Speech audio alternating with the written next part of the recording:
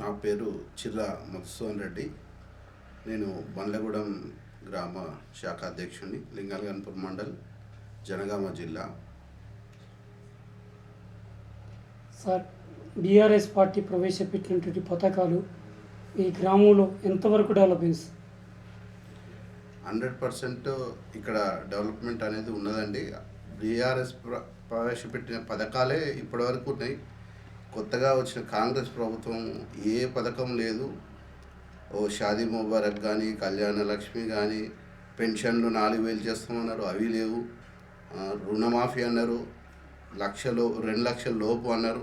2 లక్షల పైన పడి ఉన్నాడంటే 2 లక్షల పైన ఉన్నోడికి ఇంకా అప్పు ఎక్కువ ఉన్నట్టు, అతనికే రాలేదు. 2 లక్షల లోపు చేసినామని వీళ్ళు చెప్పుకుంటున్నారు.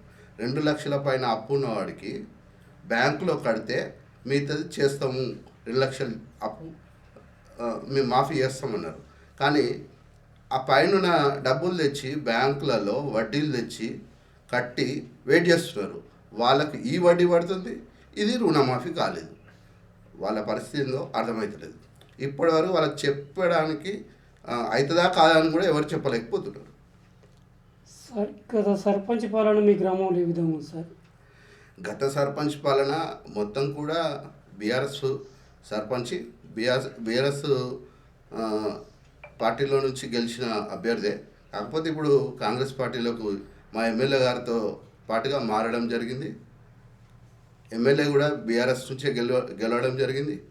బీఆర్ఎస్ ఎమ్మెల్యేతోని కాంగ్రెస్లో జాయిన్ కావడం జరిగింది. అభివృద్ధి అంటే బండ్లగూడెం గ్రామానికి ఒక అభివృద్ధి అంటే గత 5 సంవత్సరాలలోనే చూడడం జరిగింది. అది బీఆర్ఎస్ వల్లనే సాధ్యమైంది. అంటే ఒక సర్పంచ్ కాదు, అది బీఆర్ఎస్ వల్లనే సాధ్యమైంది. ఏదంటే ఒక రైతు వేదిక కావచ్చు, ఒక శ్మశాన వాటిక కావచ్చు, ఇంకా ప్రకృతి వనమే కావచ్చు, సీసీ రోడ్లే కావచ్చు, ఇట్లాంటి ఎన్నో మంచి మంచి అభివృద్ధి పనులతోనే ఒక బీఆర్ఎస్ పాలనలోనే అది సాధ్యమైంది. ఇప్పుడు 1 ఇయర్ పాలనలో అది ఏ పథకం లేదు, ఏ అభివృద్ధి లేదు. అట్లాగైనా సార్, బీఆర్ఎస్ పార్టీ ప్రవేశపెట్టినటువంటి పథకాలు ఒకటైనట్టు దళిత బంధువు కానీ, బీసీ బంధువు కానీ యాదవులకు ఎన్ని యూనిట్లు సార్ పంపిణీ చేయాలి? యాదవులకు గొర్రెల పంపిణీ జరిగింది. దళిత బంధులో మాకు 1 యూనిట్ కూడా ఇప్పటివరకు రాలేదు. బీఆర్ఎస్ పార్టీలో మండలానికి ఒక 10-11 యూనిట్లు ఏమో వచ్చినాయి. అది దాంట్లో మా ఊరికైతే ఏం రాలేదు దళిత బంధులో. అట్లాగనే సార్, మన గ్రామంలో మిషన్ భగీరథ నీళ్ళు ఇంటింటికి నల్ల ఇచ్చిరా సార్? పక్కా అండి, పక్కా వస్తున్నాయి. అంతకుముందుకు ఇబ్బందులు ఉండేది. బీఆర్ఎస్ ప్రవేశపెట్టినటువంటి భగీరథ వాటర్ అనేది ప్రతి ఇంటికి, ప్రతి మూలకు వాటర్ అనేవి వస్తున్నాయి. సార్, ఇంతవరకు రైతు రుణమాఫీ కాలే, రైతు బంధువులు పడలేదని చెప్పేసి కొంతమంది రైతులు ఆవేదన వ్యక్తం చేస్తారు. సార్, ఆవేదన తప్ప ఇప్పుడు 5 సంవత్సరాల దాకా మేము చేసేది ఏం లేదు కదా, ప్రజలు చేసేది ఏం లేదు కదా. 1 ఇయర్ చూసిండ్రు, రైతు బంధు రాలే, రుణమాఫీ పరిస్థితి ఘోరంగా ఉన్నది. వస్తుంది అని చెప్పడం తప్ప ఎక్కడ కూడా వాళ్ళు ఏం చేస్తారో వాళ్ళకే తెలుస్తలేదు. సార్, మీరు కూడా ఒక రైతు సార్, దీనిపై అది అంటే ధరణి పైన ఎలాంటి సమస్యలు? ధరణి సమస్యలు, వాళ్ళు ఏదో సమస్యలు చెప్తామంటున్నారు, ఏమో చేస్తామంటున్నారు, కానీ ఏం చేస్తున్నారో ఎవరికి తెలుస్తలేదు. ఇప్పుడు మేము ఇది చేస్తున్నాం, అది చేస్తున్నాం, పేరు మార్చుకోవడం తప్ప ధరణి ఒక కేసీఆర్ ఆనవాళ్ళు లేకుండా చేయడము ఒక లక్ష్యంగా పెట్టుకున్నారు తప్ప వాళ్ళు చేసేది ఏమీ ఉండదు. అట్లాగనే సార్, ఇప్పుడు రానున్న స్థానిక ఎన్నికల పైన మీరు ఎలాంటి మోటివేషన్ ఇస్తారు సార్ మీ గ్రామంలో? పక్కా మేము మోటివేషన్ ఇవ్వడం కాదండి, ప్రజలే ఈ నాయకులకు, ఈ కాంగ్రెస్ పార్టీకి బుద్ధి చెప్పే రోజులు వస్తున్నాయి. స్థానిక సంస్థల ఎన్నికలు ఎప్పుడు వస్తాయా, ఎప్పుడా ఇదివరకే నిర్వహించేది ఉండే. వాళ్ళకు నమ్మకం లేకనే దాన్ని వాయిదా వేసుకుంటూ పోతున్నారు. ఆ ఎలక్షన్ ఎప్పుడు వచ్చినా సరే ప్రజలే బుద్ధి చెప్తారు కాంగ్రెస్ పార్టీకి. సార్, మీ గ్రామంలో ఎన్ని డబుల్ బెడ్రూమ్లు ఇచ్చారు సార్ బీఆర్ఎస్ పాలనలో? బీఆర్ఎస్ పాలన మాకు డబుల్ బెడ్రూమ్ ఇల్లు ఏం రాలేదండి. ఇండివిజువల్ ఇండ్లు ఏమీ రాలేదు. గత గవర్నమెంట్లో ఈ కాలనీ టైపుల్లోనే ఇచ్చిండ్రు కొన్ని మా మండలంలో, కొన్ని విలేజ్లలో. అవి మా ఊరికి ఏం రాలేదు. అట్లానే సార్, ఎక్కువ యువత మత్తుకు అది డ్రగ్స్కు బాగా అలవాటు అవుతుంది సార్. అవును. దీన్ని ఏ విధంగా నియంత్రిస్తారు సార్? మీ గ్రామంలో ఏమన్నా ఇలాంటి సమస్యలు ఉన్నాయా? ఉన్నాయి సార్, సమస్యలు ఉన్నాయి, ఎక్కడైనా ఉంటాయి, ఇక్కడ కూడా ఉంటాయి. సార్ ఇప్పుడు ఎన్నికలంటే మద్యం డబ్బు ఏరులై పారుతుంది, దీన్ని ఏ విధంగా అరికట్టగలుగుతారు? అవును సార్, అది అందరూ అరికట్టాలని చెప్తున్నారు, కానీ ఎక్కడ కూడా సాధ్యం కావట్లేదు కదా. అట్లానే సార్ రానున్న స్థానిక ఎన్నికలపైన మీరు మీ పార్టీ తరపు నుంచి అవకాశం ఇస్తే మీరు సర్పంచ్ చేయడానికి సిద్ధంగా ఉన్నారా సార్? సర్పంచ్ చేయడానికి అంటే నేను ఒక్కరిని కాదు కదా, నా పార్టీ, నా వ్యవస్థ, కార్యకర్తలు వీళ్ళందరూ ఉన్నారు కదా. సమిష్టి నిర్ణయం ఉంటుంది, ఇవాళ ఏదో నేను చెప్పుకోవడం కాదు కదా.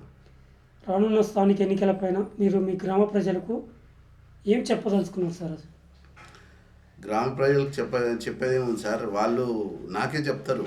మనం ఖచ్చితంగా ఈరోజు పార్టీ జెండాను ఎగరవేయడానికి మనం సంసిద్ధంగా ఉన్నామని గంటాపదగా చెప్తున్నారు వాళ్ళు. సార్ ఇక్కడి కాళేశ్వరం నీళ్ళు అందించినారు సార్? అవును, వస్తున్నాయి. దేవాదుల నీళ్ళు వస్తాయండి మాకు, దేవాదుల ప్రాజెక్టు వాటర్ మాకు వస్తాయి. కాకపోతే కొన్ని పనులు పెండింగ్లో ఉన్నాయి.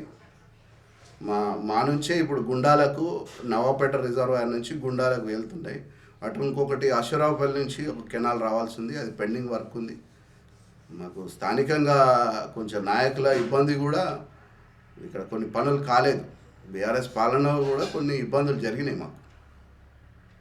ఆ ఇబ్బందులు ఇప్పుడు మేము ఫేస్ చేస్తున్నాం. సార్ మీ మండలంలో ఎన్ని సర్పంచ్ స్థానాలు కైవసం చేసుకోబోతారు సార్? ఉన్నాయండి, 100% చేసుకునే అవకాశాలు ఉంటాయి. అంటే ఎన్ని స్థానాలు సార్? 123/23 గెలిచే అవకాశాలు ఉంటాయి. గెలిస్తే సార్ ఇప్పుడు అధికారంలో మీరు లేరు, గెలిస్తే ఎలాంటి అభివృద్ధి కార్యక్రమాలు చేస్తారు సార్? చెంపపెట్టు అవుతుందండి కాంగ్రెస్ పాలనకు. అప్పుడు బుద్ధి వచ్చి చేస్తారు, వాళ్ళే చేస్తారు. గత సంవత్సరంలో మనం ఏం చేసినాం, రాబోయే 4 సంవత్సరంలో మనం ఏం చేయాలి అనేది వాళ్ళకి బుద్ధి వస్తుంది. సార్ కాంగ్రెస్ పార్టీ ప్రవేశపెట్టినటువంటి 6 గ్యారెంటీలు మీ గ్రామంలో ఎంతవరకు అమలైనవి సార్? 6 గ్యారెంటీలు ఏ గ్యారెంటీ అమలు అయిందండి? ఏ గ్యారెంటీ అమలు కాలేదు. ఉచిత బస్సు పైన మహిళలే వ్యతిరేకిస్తారు, దీన్ని ఏ విధంగా ఖండిస్తారు సార్ మీరు? ఖచ్చితంగా మహిళలే వ్యతిరేకిస్తున్నారు. మీరే అన్నారు కదా వ్యతిరేకిస్తున్నారని, ఖచ్చితంగా వ్యతిరేకిస్తున్నారు, వాళ్ళకే నచ్చట్లేదు. సార్ 200 యూనిట్ కరెంటు ఎంతవరకు సక్సెస్ అయింది సార్ మీ గ్రామంలో? వస్తుంది, అదొకటైతే వస్తుంది, కొంత మటుకు వస్తుంది. అది ఎప్పటి వరకు ఉంటుందో కూడా తెలియదు మరి. సార్ అట్లాగే సార్ లేడీస్ అంటే మహిళలకు ఎలాంటి రక్షణ మీ హయాంలో కల్పించారు, ఇప్పుడు ఎట్లాంటి రక్షణ కలిగింది సార్? మహిళల రక్షణ అంటే అది వ్యవస్థ, పోలీస్ వ్యవస్థ, రక్షణ వ్యవస్థ ఉన్నది, నడుస్తుంది. సార్ అట్లాగే సార్ బీఆర్ఎస్ హయాంలో విద్య వైద్యం మీద ఎలాంటి దృష్టి పెట్టింది, ఇప్పుడున్న గవర్నమెంట్ ఏ విధంగా చేస్తుంది సార్?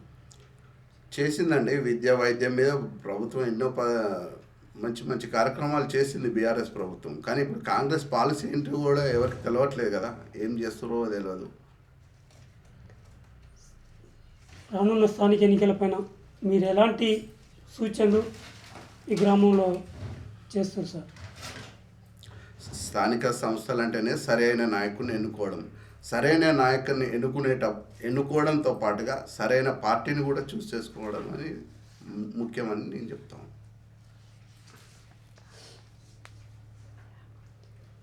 అది అడుగుదాం అనుకున్నాం కానీ మళ్ళీ మీరు